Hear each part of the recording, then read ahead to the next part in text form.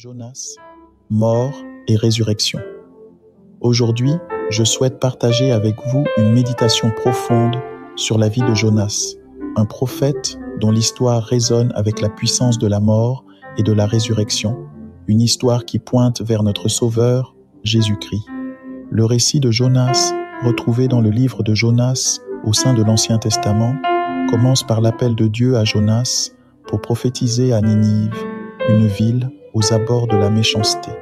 Cependant, Jonas, dans sa désobéissance, s'enfuit de la présence de Dieu et se retrouve englouti par un grand poisson pendant 3 jours et 3 nuits.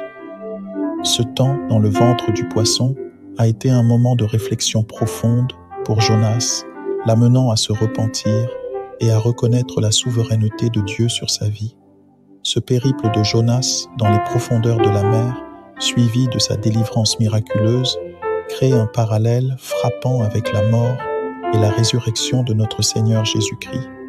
Jésus lui-même a fait référence à l'histoire de Jonas dans Matthieu chapitre 12 verset 40, déclarant que tout comme Jonas est resté dans le ventre du poisson pendant 3 jours, de même le Fils de l'homme serait dans le cœur de la terre pendant 3 jours et 3 nuits. La désobéissance de Jonas et son séjour dans le ventre du poisson peuvent être comparés à nos propres erreurs et péchés, nous rappelant que même au milieu de nos épreuves, Dieu est prêt à nous accorder la grâce et à nous donner une seconde chance.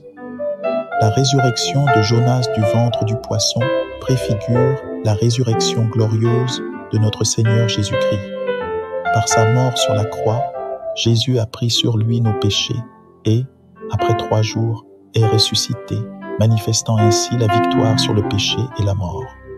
La résurrection de Jésus est le fondement de notre foi chrétienne, l'assurance que celui qui croit en lui ne périra pas, mais aura la vie éternelle. Ainsi, la vie de Jonas devient un puissant témoignage de la grâce rédemptrice de Dieu, et l'histoire de Jonas et du grand poisson nous conduit naturellement à méditer sur la mort et la résurrection salvatrice de Jésus-Christ. Que cela nous inspire à la repentance, à la gratitude envers notre Sauveur et à vivre une vie qui reflète la puissance transformante de la résurrection. Que Dieu vous bénisse abondamment. Amen.